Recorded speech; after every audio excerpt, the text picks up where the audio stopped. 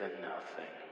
Hello, everybody, and welcome back to Squat Cobbler, episode 82. That's right, folks, 82 consecutive episodes of No Truth or Dare, and that's going to continue. I'm Kelly Toole at KELLYTHUL on Twitter. That'll continue at least until episode 100, where we break out Truth or Dare for the first time on Squat Cobbler. You're hearing it here first, folks. Or Mike not. at Official Pagan on everything. And this will probably be a good time since we're getting a little better at it, but we keep putting it at the end. Everybody should go to your page and subscribe, sir. Absolutely. Go to YouTube, search on Kelly Toole, THUL, subscribe there. Would love to have you join us there, or hit us up on the blog, nurtureandsupport.net, or iTunes, or your podcasting mechanism of choice, and do a subscribe there because we'd love to stay connected with you. We're continuing our prisoner exchange. I owe Mike an apology. I berated him pretty consistently on our last one that it was a 23-song long album, and I felt that was a lot, and I whined and complained about all the work I had to do. And I said, Quadrophenia is next, but it's not anywhere close to that. Well, it's 17 songs, so it's really not all that far away. So my apologies. And there is also extended versions of this album as well. There are, and then a re-release that when it was made into a movie, which we can talk a little bit about as we go through this, and talk maybe tangent off about both Tommy and Quadrophenia and their movie counterparts. But yeah, there's lots of different versions out there. This is my favorite version. Another misrepresentation. I don't know if I did this on air or when Mike and I were talking afterwards. Mike had recommended a Nine Inch Nails album that he's a big Nine Inch Nails fan, but he says not his favorite one, but it's one that was worth covering. And I said, yeah, that's kind of the same for me. Getting prepped for this, I was reminded that, no, actually, this is probably my favorite Who album in terms just of everything. We'll get to why that is the case. There are a lot of Who albums I like quite a bit, but there's some pretty special things about this one. So on that note, I think since we have 17 songs, it almost seems like a vacation, doesn't it, Mike? Just 17. We'll go ahead and get rolling right away and start off first, of course, by talking about the album art. Your thoughts, sir? We were just talking about this off air. So just to kind of catch everybody up real quick, because it plays into this. I'm very familiar with The Who in general. Obviously, I'm familiar with the vocalist of the band because, as anyone knows, he is one of the hardest working comic book movie stars. Okay. Which is probably what he's best known for, I would assume. That's hard. It's hard to tell. That's like half a joke. So before comic book movies, I think this is something to appeal to the squatties, just weird Who trivia that I can contribute. Kelly is obviously the more knowledgeable person of the Who here. So the vocalist of the Who in the 90s, before comic book movies are the big thing, appeared in a number of comic book adaptations, TV shows, and movies. I don't know if you knew that, sir. I did not. I'm familiar with a little bit of his work, but not the comic book oriented stuff. A lot of comic book stuff. He was in Tales from the Crypt. He was in that Superman TV show that was on. He was in Witchblade. He starred in the movie adaptation of Vampirella that came out in the mid 90s, and a couple other things too, I think. So he did a lot of comic book related acting before that was a popular thing. And here we could have seen him in Infinity War if he had just timed it better. Right? Yeah, it's a shame. Peaked too early.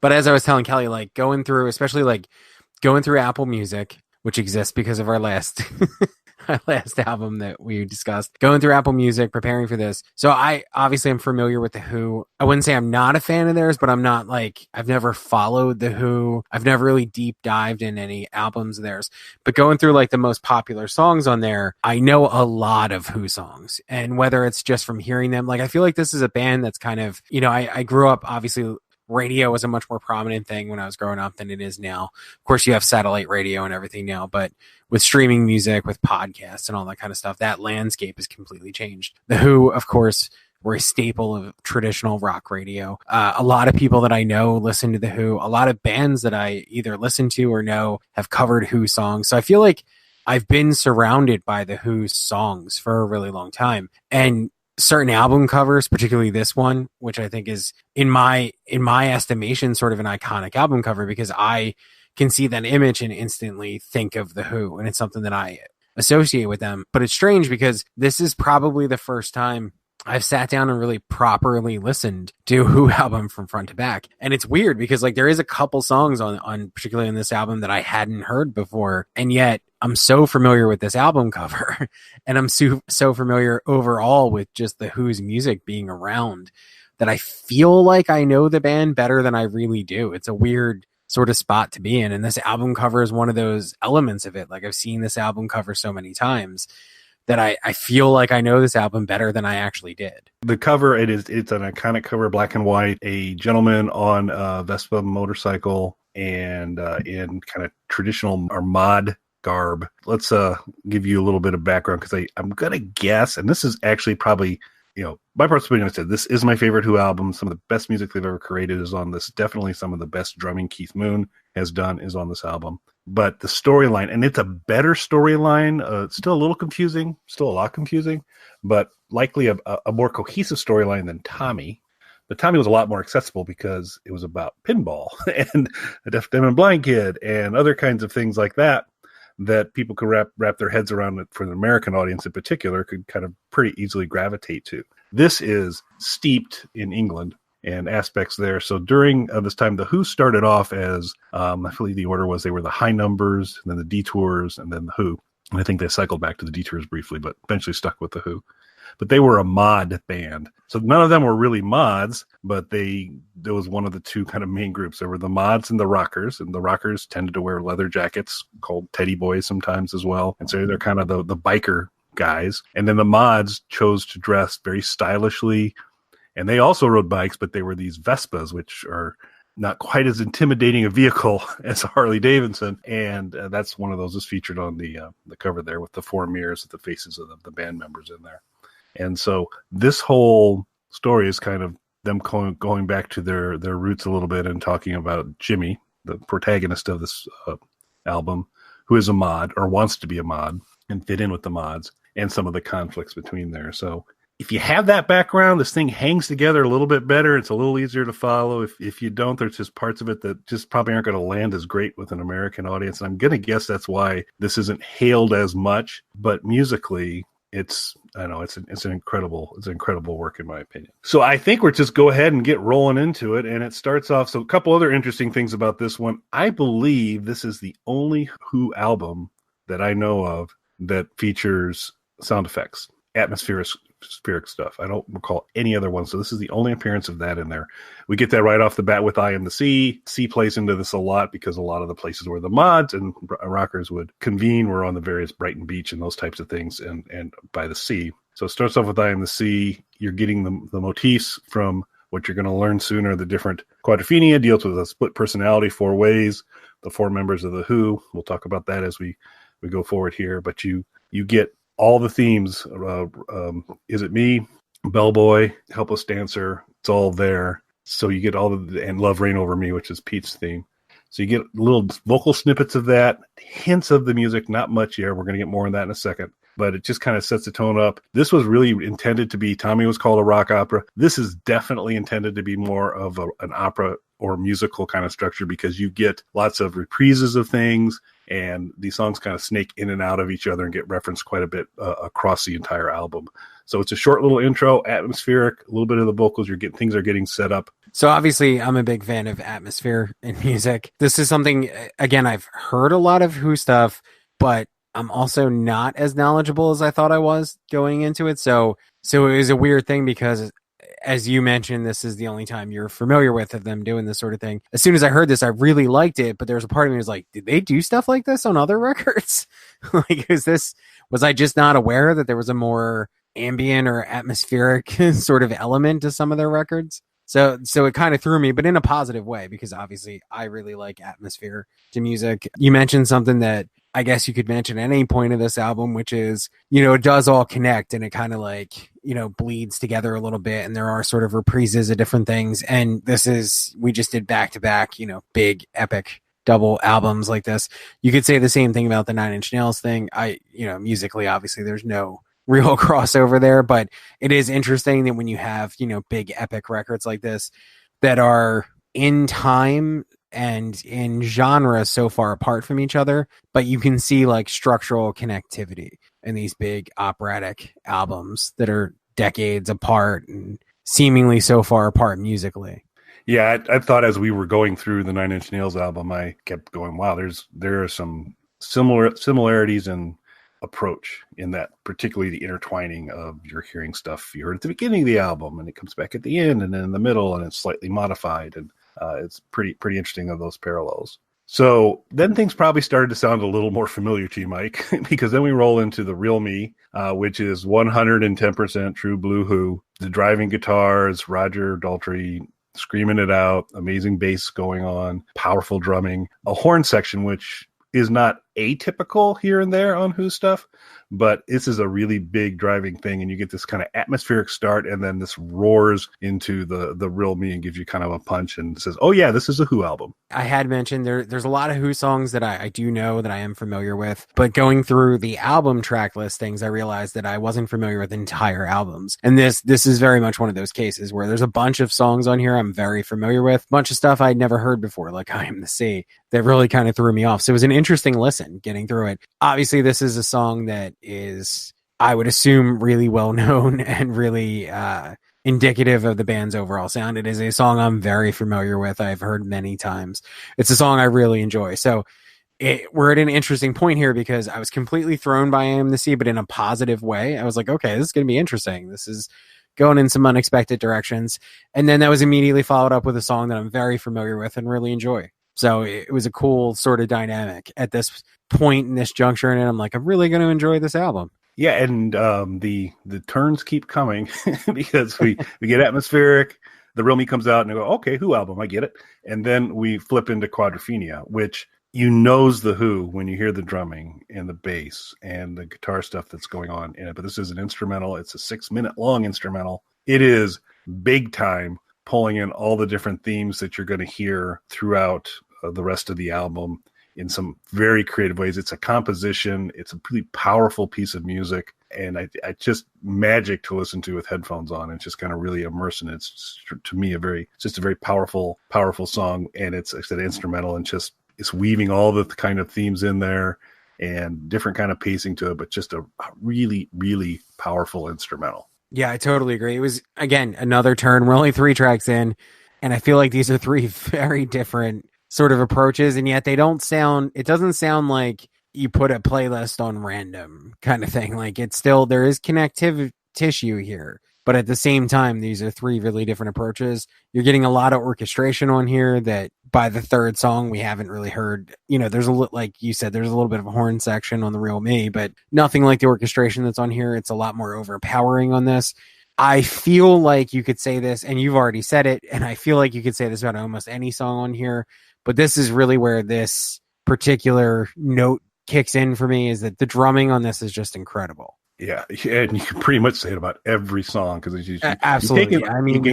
You're taking it all in, and it's lots of really cool stuff going on. And then if you just take a second and go, let me kind of tune in on the drums, you're like, holy crap, there's amazing stuff going on here. Yeah, I don't think a lot needs to be said about him as a drummer, but if you really want to hear just some incredible drumming and why he's such a celebrated drummer, this is a great place to start. And like Kelly said, just focus in on the drums. There's a lot going on this track, but if you focus on the drums, you can really see why he's such a celebrated drummer. Yeah, it's really, and that's the very interesting thing about the Who is that each one of them is well above average in a certain kind of capability. So Keith Moon, and a pretty amazing drummer. John Entwistle, a truly unique and amazing bass player who kind of had to modify his style since Pete tended to want to play rhythm and not lead so much. So you almost get some lead bass guitar in some things, and now have John Entwistle develop that. Pete Townsend, of course, he's not Stevie Vai. He's not a virtuoso guitarist, like a Frank Zappa type of thing in that respect, but he can sure play that rhythm guitar and can write a pretty good song or two. So you get that kind of very identifiable Pete, and also a pretty cool singer. And then Roger Daltrey, this marriage of Pete Townsend writing to Roger Daltrey singing oftentimes creates something that's really, really powerful. It happens a lot on this album where it just really, really clicks, and Roger takes stuff to it. And when you get a couple cases, and we'll talk about them here actually in the next track, where it's a lot of Roger, but then you get a little bit of Pete counterpoint in the vocals, and that's another very typical Who thing that makes it sound really cool. So let's just jump right into that next one, which is the last track on the first side of this double album, which is Cut My Hair. And so we've not had a lot of character development so far. We had some atmospheric. We did get, okay, so this guy's trying to decide what's the real me. And then we got a really great instrumental. So not a lot. The plot's not been moved along. Now we begin that in earnest. And this is a piece of kind of further reinforcing Jimmy trying to fit in. Does he need to cut his hair? What kind of fashions does he need to wear? And kind of struggling to kind of fit into the mod culture. And Pete actually leads this off singing it. Roger comes in on some different points as well. Tails in with some more atmospheric stuff at the very end where there's a radio segment talking about these kind of battles that are occurring between the mods and the rockers. So I'm going to get a Beach Boys reference in here. There you go. In the verses a little bit, there's a little bit of a Beach Boys vibe to me. Did you get that at all? I can see it now that you mentioned it. I wouldn't have called it out before, but I will not argue against it. But, I mean, I'm bound to usually make a Beach Boys reference anyway, but I do feel like I'm not stretching here. It's not the harmonies that people typically think of with the Beach Boys, but if you think of the delivery of the more standard delivery of their verses, it's very similar to the way the verses are delivered here. A similar type of vocal pattern. You touched on something that I think we got into with a little bit of depth with the Alice records, particularly with Lace and Whiskey, I think is where we kind of hit on this. When you're listening to something, and obviously like this is a rock opera, this is all thematically connected. How much story do you need to enjoy an album like this? Or do you prefer that they're sort of just loosely connected or thematically linked, or do you need a direct story? And I know we've touched on this before, but for the squatties who maybe haven't checked that out yet, and shame on you, go back and listen to all of our Alice reviews. But what do you as a listener look for when you're listening to something that's more conceptual like this? So if the music and the lyrical artistry and etc. is strong, it doesn't have to be, oh, I'm on chapter 2 and now chapter 3 and here's how things are advancing. So I can certainly live with that kind of, there's a theme running through, there's connectivity. I can certainly enjoy that as a type of thing. I don't require a very crisp, clear storyline to kind of know how things go to enjoy it, but it needs to kind of hang in there, that if it is just I'm in a theme area, it needs to kind of stay within that and not kind of stray off too much. So it's not super important to me that there's a crisp storyline. I'm pretty fine with just loosely coupled telling the story. I'm kind of in the same place. I don't need a direct chapter by chapter story, although that can work.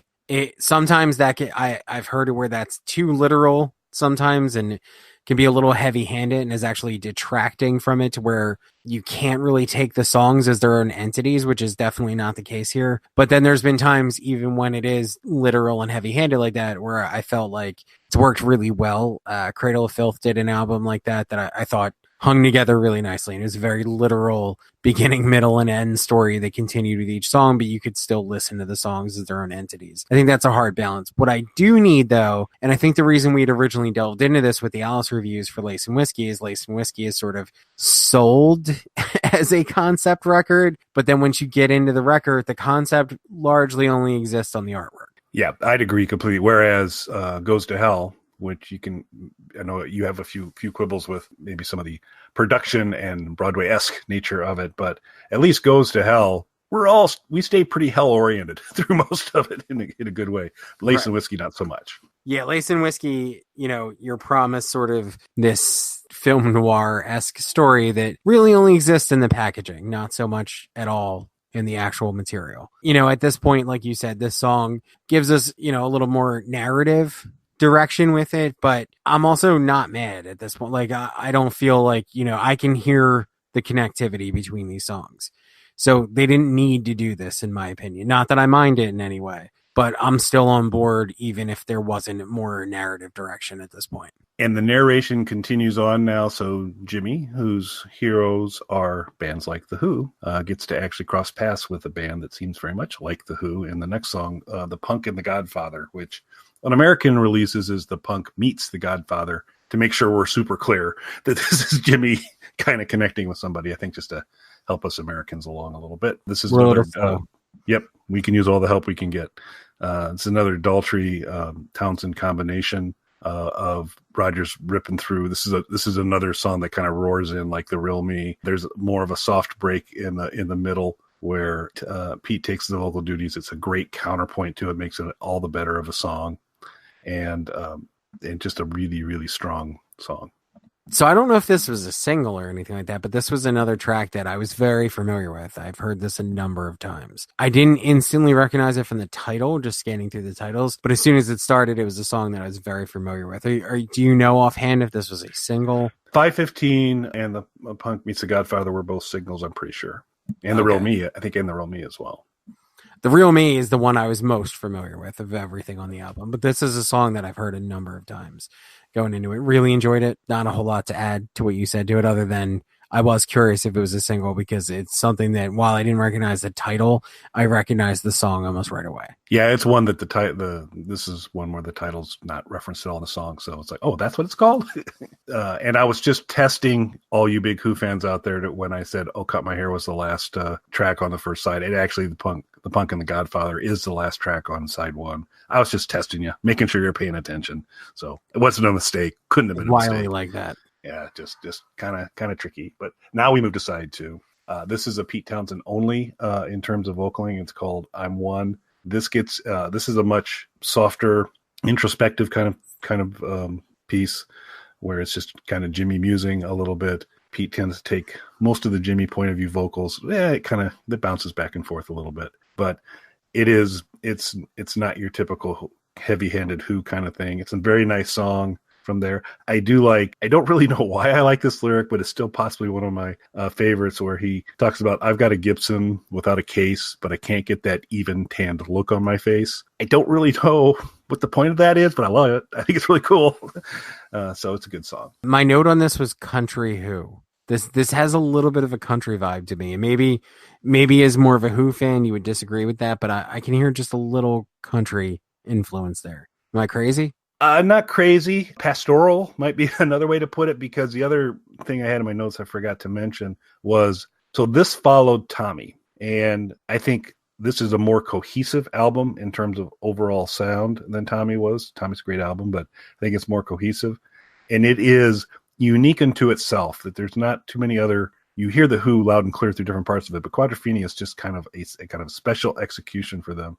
But I'm One starts to hint at and get some of the feels too of what we're going to get in Who's Next, which comes a couple albums later. And it is that, whether it's country or pastoral, those types of things, you get a little hint of that, but it's absolutely there, because I picked up on it too and kind of wrote a note, because it doesn't stick out in a bad way, but it's you get kind of this tone in it here that you're really not getting through the rest of the album. Yeah, no, don't get me wrong. This isn't like a twangy Nashville pop country type thing. There's just a little bit of that rural feel to it that older, more classic country would have to it. I would agree completely. Then we move into the Dirty Jobs, and this is a little bit of Jimmy Knott. It's all about kind of people having to do jobs that aren't so great. Jimmy's having to do some jobs that aren't so great, and working class kind of mojo to it as well. This is not a rock song, I wouldn't say. It's a well composed song, and on the recording of it, one of the things they did was the kind of as Roger kind of spits out each line, it jumps speaker to speaker very, very noticeably. And so if you got headphones on or you're listening to it in a good stereo system, you'll get this kind of line one comes from the left, line two clearly comes from the right, and it goes back and forth like that, which was kind of intriguing, very pronounced, not subtle at all. But it goes through. It's a very kind of intriguing and interesting song. They do some interesting things on how they mixed it, and then it kind of ends off with a little more of this atmospheric stuff. And you get some additional sort of orchestral elements in this. Absolutely. But to me, it played out a little bit differently. So whereas the orchestral elements on side one sounded like a little more dramatic, a little more epic, almost movie score-ish, this had, and I might not be able to articulate this right, but almost a folkish Renaissance fair kind of feel to it. Does that make sense? I get where you're going. Folk, I don't know about Renaissance fair entirely, but I'll go folk for sure. I don't mean that in a bad way. Just that's what I thought. Yeah, no, it's orchestra. I think those are good notes to hit on that this is definitely the more orchestral, has a much more of an orchestra kind of feel to it, orchestration to it. And I would give that, I don't know what you would call it.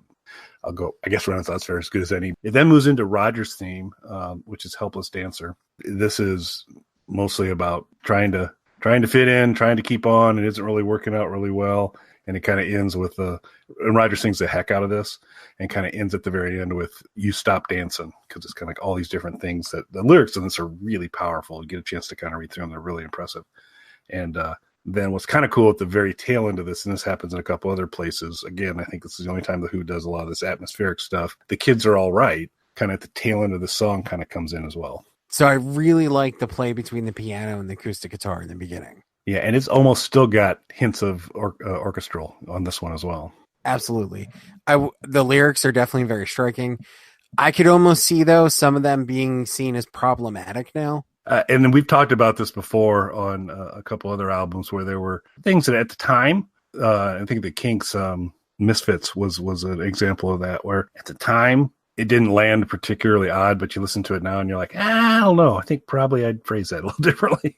Yeah, and I don't think it's the intention of the song so much, but the way that it would be perceived, I think, today. Yeah, I think there's been a big shift on that. And this is absolutely, that's kind of present in a couple portions of these lyrics. I mean, I was trying not to be offended by something that Kelly recommended. Just wait. Just you wait. You're gonna, I have an early birthday present for you coming up. So. But, I can see where they were going with the lyrics. And again, I don't think it's the intent of the lyrics. So if you do go back and listen to this, if you are easily offended right away, like just actually listen to the lyrics, actually follow the song. Don't get too thrown when he does work in, I believe it was Squirrel. I believe you may want to re-listen to it. That is not present. Are you sure? That's what I have in my notes. Yeah. Oh, shoot. So anyway, we'll move right ahead to Isn't in My Head. I See a Man Without a Problem is where it starts off. Another really strong vocal delivery by Roger on this.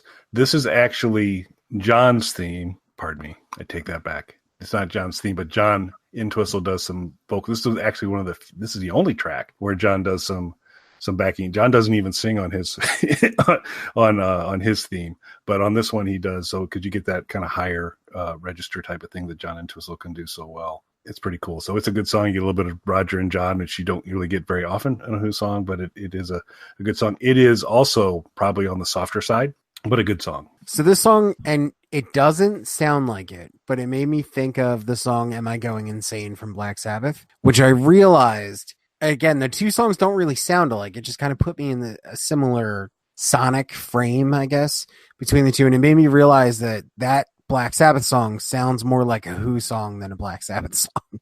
That's fair. That's fair. Then we move to I'm trying to make sure I stay on track on some of the stuff. The last track on the second side, and this confused me pretty significantly when I listened to it the first time. So I've had enough, and I had Jimmy now. He's had some junky jobs. He's not really sure. He feels kind of helpless. He's still going through some of this angst, and he's basically decided he's had enough. And the song is kind of about that. And there's a litany of all the things he's had enough of. So it's kind of pretty powerful there. It's a combination of Roger and Pete again on vocals, which is very, very cool. And then at the tail end of this song, there's kind of a typical Roger Daltrey power scream and this crash. And I'm like, so Jimmy dies at the end of side one? How does this story work out? Because it didn't sound good. It sounded like something really bad happened. Upon further review, I found out that he has had enough. He's on his mod Vespa, and he crashes it. He's just mad and smashes up his symbol of being a cool mod, the Vespa. But it's the bike that will no longer be with us the rest of the show. but Jimmy's good. So you can actually kill yourself in a Vespa accident is what you're saying? I don't think you could pick up enough speed with a Vespa. I think you could get a bruise.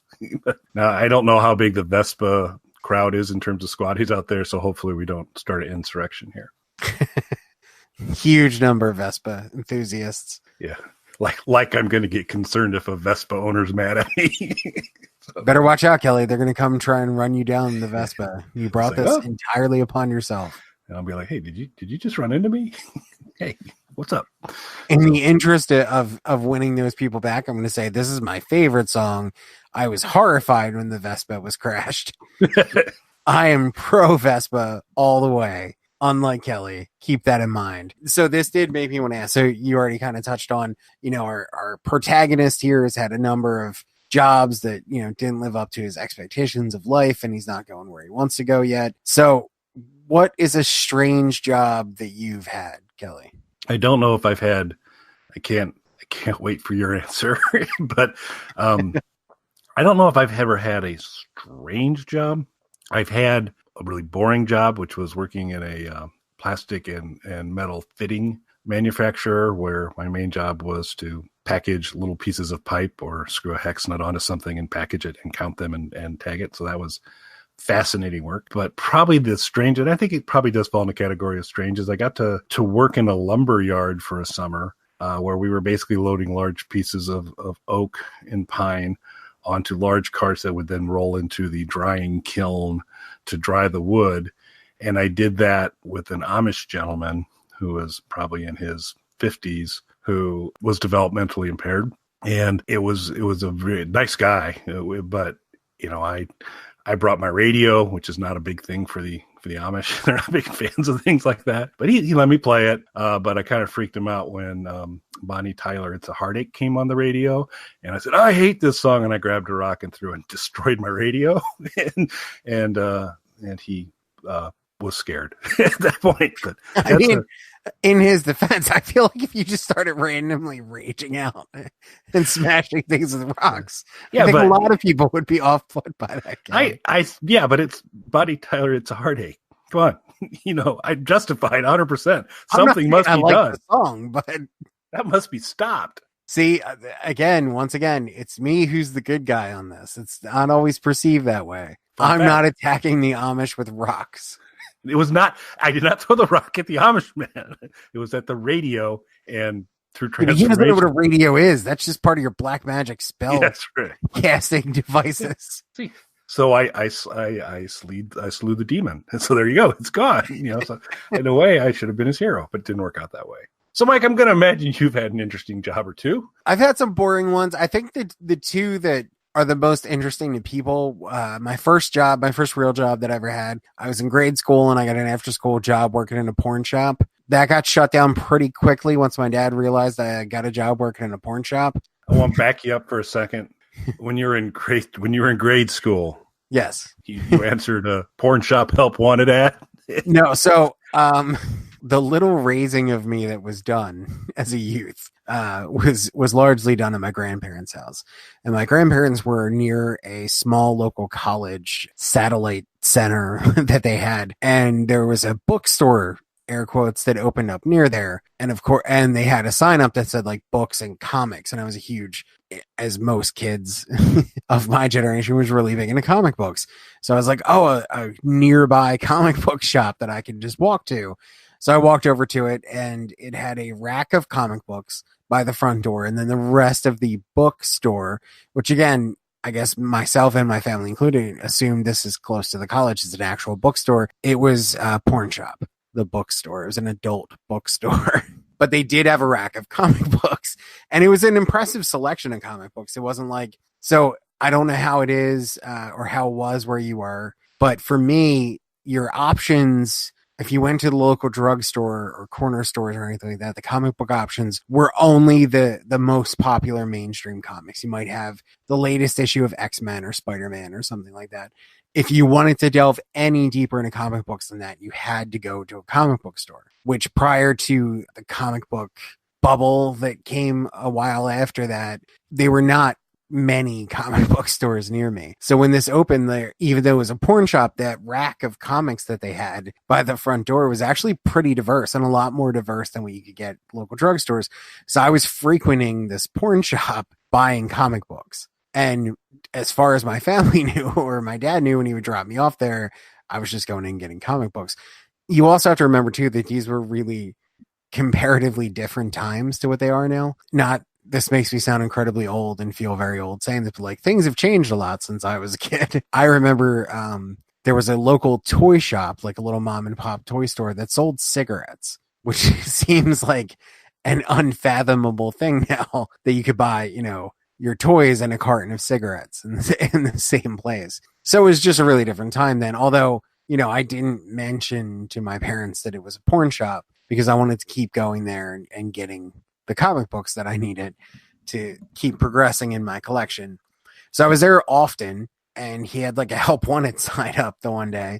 And he was like, hey, you're here all the time. What if you stop in after school and like help me unload books and stuff? And I'll give you $5 at the end of the week and a free comic book or whatever it was. So that's how I started working there. So the large sign that said Spankies over the top of the store didn't tune anybody into what was going on here? No, it just said books.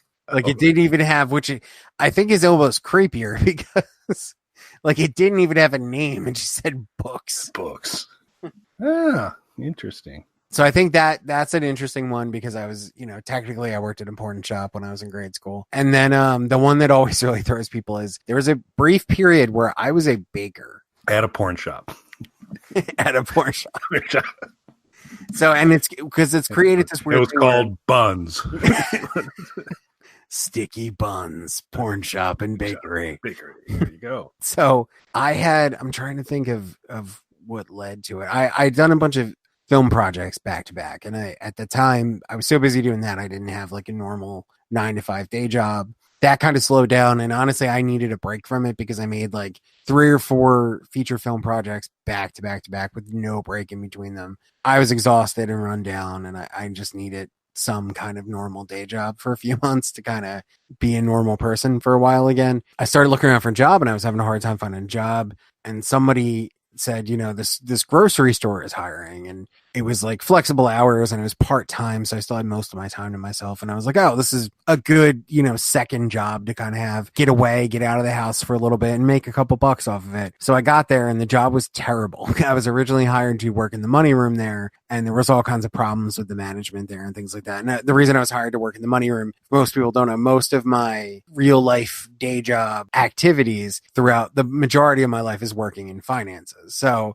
I was hired to work in the money room here and it was not working out. I was not getting along with management there. So a spot opened up in the bakery that, believe it or not, was far more money to work in the bakery. And so I decided I'd give it a shot. So I took a job working in the bakery, and I do not like baking. It's an important part of this story. I had never baked before, never baked anything. And I learned very quickly that I absolutely hate baking. Do not enjoy it whatsoever. However, they were very serious about baking there because it was part of a suburban grocery store chain. And this was one of their flagship stores. So we actually did all the baking for like 20 locations or whatever it was. So they took it really seriously. So they had people like come out and train me as a baker, even though I had no interest in actually doing this or pursuing this as any sort of a career. So I actually learned to bake very well. And I'm not saying it's like pat myself on the back or anything. I'm really good at baking because I was really well trained at baking. I did not stay there very long. I hated the work, like I said, but I did get very good at baking because I was well trained. So that is crossed over into my normal life though, because now I do a lot of cooking and baking and making things from scratch because of that. So I still don't enjoy it, but I enjoy the fruits of the labor though. I hate baking, but it's always just like, I'm thinking about what I need to buy food wise and different things like that. And I'm just like, if I made it from scratch, it would be better. So that's what I usually end up doing. Well, and if time permits, you can maybe write one of your favorite recipes down and we can include it in the blog post for the folks to think. Mike's wheat bread, whatever it might be, we can do that. So since Jimmy's ditched that Vespa, it's time to change and get a new mode of transportation. So we moved to side 3 and one of the most archetypical Who songs, 5:15. So Jimmy's now on a train heading down to the beach to try and reconnect with some folks. Boy, is this is a train of a song, a freight train of a song. You get that very cool, again, Pete Townsend intro and coda and here it's a callback to Cut My Hair. So you get the Why Should I Care, Why Should I Care? It's a very kind of soft, and the guitar's kind of playing out, and then all of a sudden 5:15 kind of comes roaring in, talking about being out of his brain on the train. And it's a killer song, a really, really fun song. Probably the most powerful song on this album. But, it's right, the real me, 5:15 in terms of kind of Who rock songs. Two masterful pieces of work. Really enjoyed the song. I didn't know that it was a single until you mentioned it. We were discussing singles a few minutes ago before you took us off on that crazy tangent. Yeah, sorry about that. It's not like we got 17 songs to go through. Right, yeah. We're just blazing through this thing, so we got plenty of time. But you really hit it with, this is sort of the archetypical Who song. Like, this is the kind of thing that I think of when I think of the Who. And I think you get a lot of diversity on this album, but songs like The Real Me and this are core Who for me. Yeah, it's True Blue Who, great song. It fits into the storyline. It wasn't like they shoehorned, oh, we need to put a Who song on here. It just carries everything forward and just worth the price of admission. And then we move, we do take a kind of a distinct shift. We'll get some more Daltrey and Townsend singing together on Sea and Sand. Jimmy's now been kicked out of the house, and so he's kind of working through those issues. A lot of tempo changes in it, which is pretty cool. There's also a callback to I've Had Enough in there as well, back to this kind of interweaving of the songs that we get. The very kind of tail end of this, we get Roger singing I'm the Face, If You Want It. Another thing is faces in mod culture, where the coolest guy was called the Face. The ace face, or the face is what it was. Also, high numbers was another thing that was a term of you're cooler than everybody else, but face is a term of this is a happening person, and so you get a little bit of that I'm the Face, which is another very, very early, I believe, Detour song, as a matter of fact. I really like the tempo changes, as you mentioned. I like the connective tissue that you get here between the songs, which is, a recurring thing throughout the album that we really enjoyed. So you mentioned our protagonist getting kicked out of the house. Were you ever kicked out of your house, Kelly? I know. I'm going to expect you were. So, Kelly, that's not nice. Yes, pulled out on your Vespa. See you later. I'm out of here. Jumped on my Vespa because I love the Vespa. An hour later, you're at the end of the drive. I'm leaving. I mean it. I really hope there's not Vespa listeners out there. Again, I love the Vespa, so I'm on your guys' side. So I'm sorry I derailed you there, Mike. Do you have any other points on Sea and Sand? No, I was just curious. Had you ever been kicked out of the house, Kelly? Yeah. Oh, yeah. We need to hear how you've been. So, what was of the several times you've been kicked out? Why don't you just share that? Because for time purposes, let's just do the top one. So, I guess the most epic one was, for anyone who doesn't know, I was an emancipated minor at 16. So I took my family to court when I was 16 to be declared legally an adult. So I kicked myself out when I turned 16. So that would be the most epic one, I guess. That's pretty impressive. And then back to Quadrophenia, we move into, we had Sea and Sand. Now we get Drowned.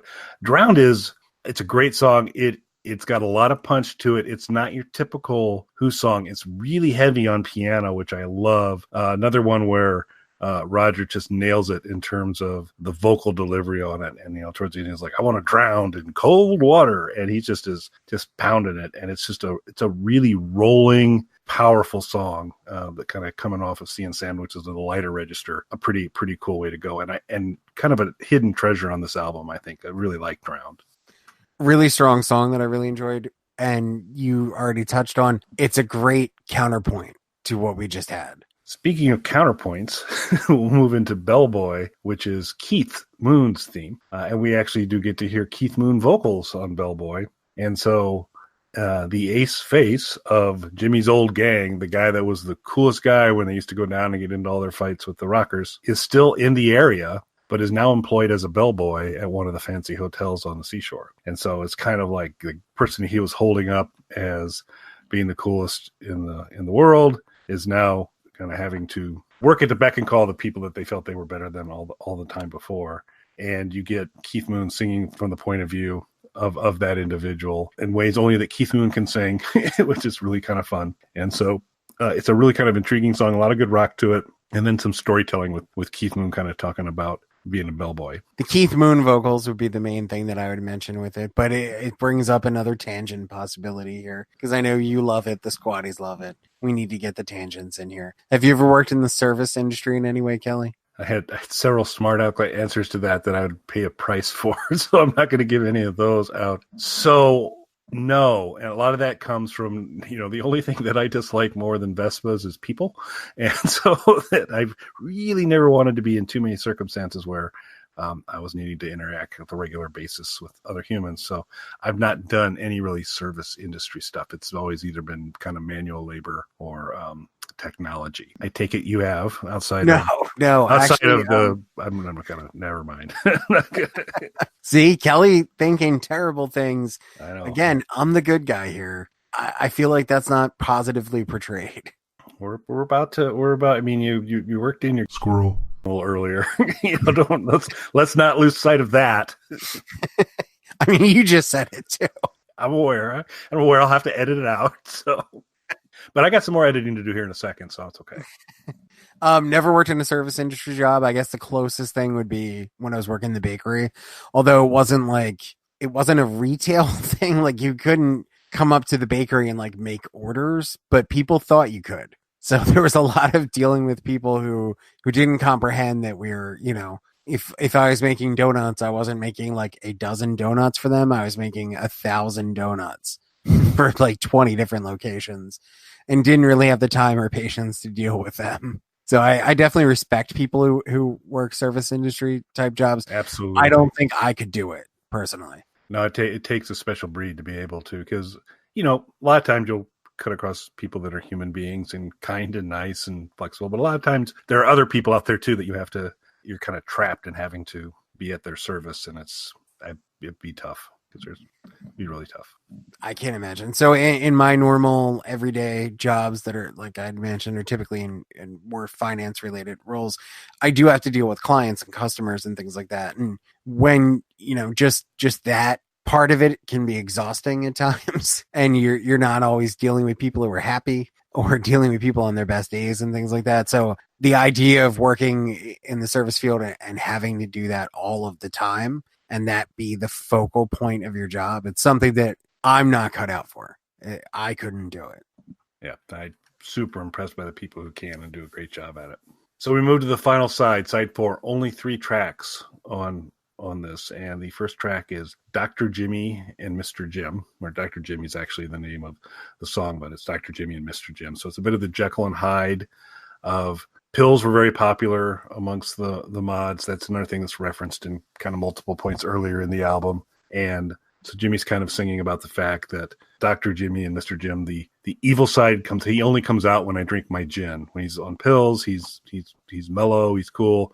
He drinks his gin. He's not such a good guy. He's a pretty bad guy. In fact, and I know probably Mike's entire goal on us doing these is to eventually have me drop an F-bomb. So I will on my own without being forced to it by Mike. So I will be happy to accommodate him finally on that, because they really drive this home, and Roger's vocal deliveries are really good. He's kind of shouting at the end about how he's in his Dr. Jimmy mode, and it's this series of lines that says, "You say she's a virgin," and he's just growling this out. He goes, "You say she's a virgin. Well, I'm going to be the first in. Her fella's going to kill me. Oh, nope. Will he?" And it's just pounding through there. And it's just the way Roger delivers, it's amazing. And to kind of get that kind of good and bad in there. So there's my present to you, Mike. Happy?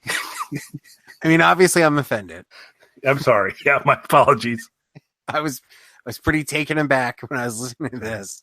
And there was some coarse language like that in the songs. I would never subject you to music that had this sort of explicit material in it, Kelly. Never.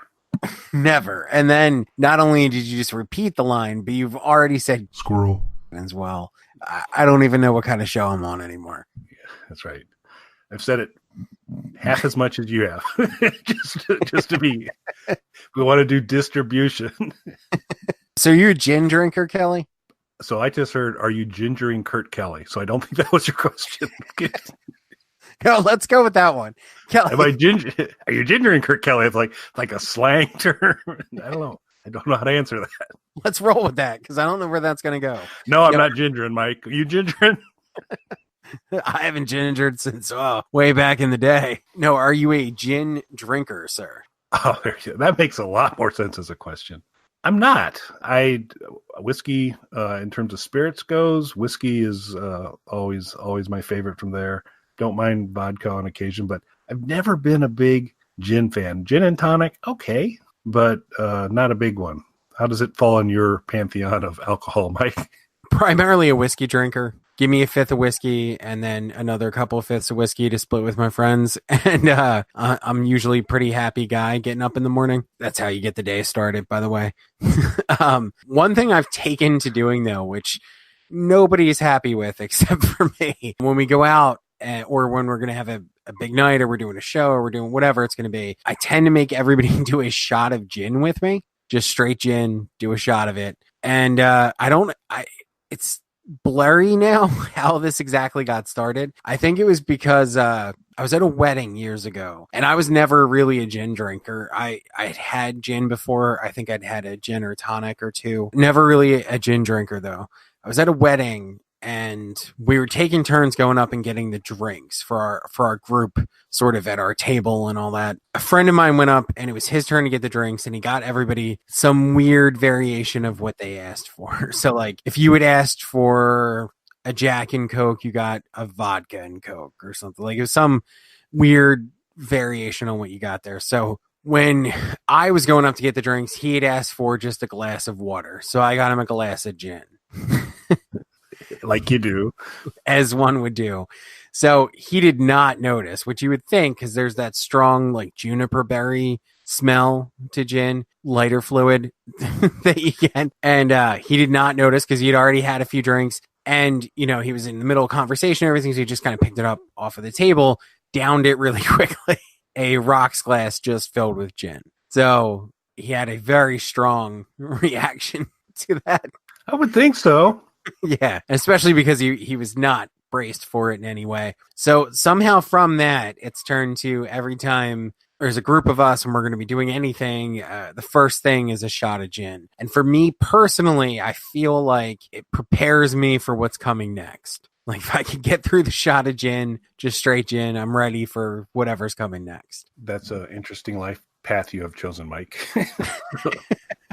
It hardens me for what's ahead. So you did mention whiskey, and I know we're getting off on another tangent here. Just a bit. Yeah. What kind of whiskey do you drink, sir? So Maker's Mark is an all-time favorite. When volume's important, Canadian Mist, given the very low price point to volume there. So there are not too many times where volume is critical to me. So when it's for enjoyment, Maker's Mark is always my go-to.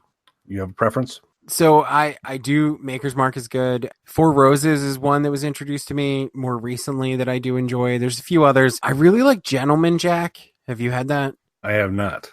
So I don't know if you're a Jack Daniels guy at all. I used to drink Jack Daniels. I'm sorry? So don't mind Jack. Yeah, I used to drink a lot of Jack Daniels. And then when I was introduced to Gentleman Jack, now I kind of can't go back to regular Jack Daniels. It's just so much smoother. It tastes, there's so much more flavor to it. It's for anyone who doesn't know, it's like the top shelf version of Jack Daniels. It's a very different looking bottle if you ever see it in a liquor store. It's worth picking up, though. It's worth the extra money that you're going to put out for it. It's just a really good, like, everyday sort of whiskey. I don't want to say a vast collection of alcohol or anything like that, but like whenever I'm out somewhere and I see something that looks like it'd be interesting or I want to try, I do pick it up. And then it usually, doesn't last particularly long depending on who's over. But like the regular go-to whiskey when people are coming over is usually Gentleman Jack. It's the Vespa of whiskeys. So we move, going back to Quadrophenia, only 2 songs left, gang. We get the second lengthy instrumental, also clocking in at over 6 minutes, The Rock. And so storyline, Jimmy's back. He's on the beach. His heroes kind of let him down. He's really kind of distraught, and he's basically at the beach, kind of swimming out to a rock outcropping. And this instrumental is just kind of pulling in his whole journey. Very similar. So it's the same Legos as Quadrophenia. A lot of the same pieces there, all kind of executed a little bit differently and put together in a much different way. So I really didn't think there could be anything as good as Quadrophenia as an instrumental on this, but The Rock it's equal. I think they both stand up really, really well. Always a tremendous listen, particularly with headphones on. And so it's another, for me, very strong instrumental as we begin to wind down Quadrophenia. So as much as I really enjoyed the vocals on this record, this was another instrumental was also a welcome addition to this. I enjoyed the first one. I thought it was interesting how it came so soon. And then this one, right before the end. And like you said, it does bring a lot of the elements from Quadrophenia into it. Just to draw another parallel to Nine Inch Nails, not in exactly the same way, but you did see that where there was not just recurring motifs between songs, but there was a song that sort of palette swapped the bulk of the music between them. And this kind of does the same thing, but to a different degree and with a different effect in the end. Yeah, I could definitely see that parallel. Absolutely. And then we bring it to close with Pete's theme, Love Reign Over Me. Now, we've heard snippets of this through the whole album, And now we get the full enchilada here. Powerful song. It builds. It becomes more driving. I think if you talk to kind of hardcore Who fans, a lot of folks, I assume, would go Baba O'Reilly is the ultimate combination of excellent Pete Townsend writing and Roger Daltrey singing as a combined to kind of take it to that next level. And I'd agree that that's absolutely up there. But I think Love Reign Over Me might actually be better in terms of Pete writes this tremendous song. It's beautiful. It's complex. It builds. And then Roger just nails it with the vocals. And so we're left a little bit we don't know exactly Jimmy's fate, but he seems to have come to peace at some point in time here at the end of it here. But it's a super powerful song, a perfect ending to the album. It makes sense.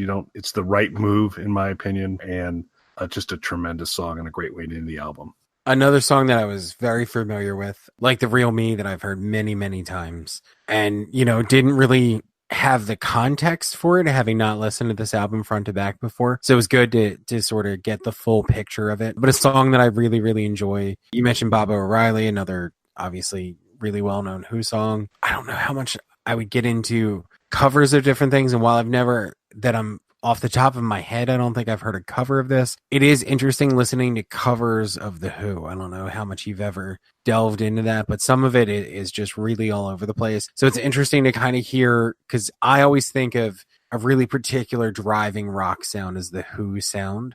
So hearing covers that are kind of all over the place is an interesting spin on that. But then listening to this album front to back, I feel like The Who themselves went in so many different directions on this, but it still created this really enjoyable, listenable, cohesive piece of artwork. Yeah, it's really hard given the unique skill set of these four individuals together and what they bring and how well they all fit together and play off of each other, for someone to try and cover something that they've performed and do it in a way that matches up is a really tall order. Because as the Squatties well know, we are quite the Alice Cooper fans here, Mike and I. And Alice, on some of his encores in the past, when he was kind of going through all of his dead friends and playing different songs, and he and Keith Moon were good buddies. He does My Generation. And certainly, if you're talking about somebody who can kind of bring driving rock, it's Alice Cooper. And it's a good version of My Generation, but the Who version's better. The best Who cover that I would throw out there, and they've covered, that I'm aware of, 2 Who songs. Guns N' Roses does a really, really impressive version of Baba O'Reilly. That could be interesting to hear. They've also covered The Seeker. The Seeker is more or less a straightforward approach to the cover, though, whereas Baba O'Reilly is not. And that's what makes it interesting. I have not heard that. I'll have to do that. We might even throw that in on the blog post just as bonus content for folks. All right. So over the past several days we've recorded, conversation around 40 songs. So well done, sir. Minimal tangents. Well, I don't know about that. Couple of bad words. We've done worse on tangents, I'd say. So I guess I'll give us that. But that's good. Mike and I are still plotting through what some of our next content will be, but I think we're going to maybe go into some interesting territory around some playlists, maybe. And if we do those, we'll make those available on the YouTube channel, which again, you can subscribe to at youtube.com/KELLYTHUL. And I think another thing the Squatties could do is throw in a truth question or a potential dare for our Truth or Dare episode 100. Yeah, I wouldn't worry about that. I'd focus 100% happening. Focus on subscribing, folks. Keep eyes on the prize. Let's do that on that note before another tangent or more bad words come out of my filthy mouth. I'm going to say thanks for listening, everybody. And I'm going to say squirrel. Of course you are. All